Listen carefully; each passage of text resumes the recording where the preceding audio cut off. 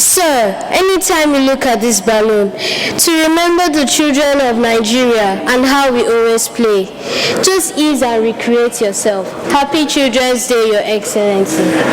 Where is the balloon?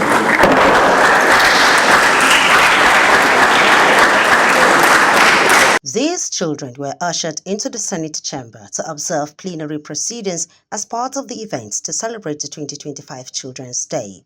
Earlier, the senator representing the Federal Capital Territory, Ireti Kingibe, who moved the motion to celebrate the children, drew the attention of the Red Chamber on the continuous neglect of children's education in the country.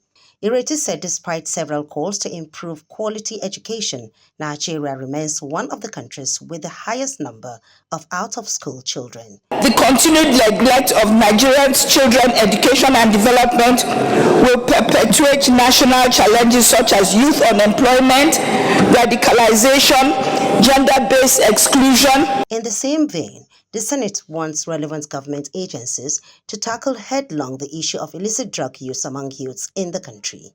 Senator Suleiman Kawu, representing Kano South, drew the attention of the Senate to a report exposing the activities of a high-level drug syndicate in the federal capital. This, he said, contributes to the increase in drug abuse and trafficking in the country. Proliferation of dangerous substances like tramadol, cocaine, and the deadly synthetic drugs, ICE, has created a public health emergency. President of the Senate, Godswill Akpabio, while contributing to the motion, admonished Nigerian children and youths against the dangers of illicit drug use.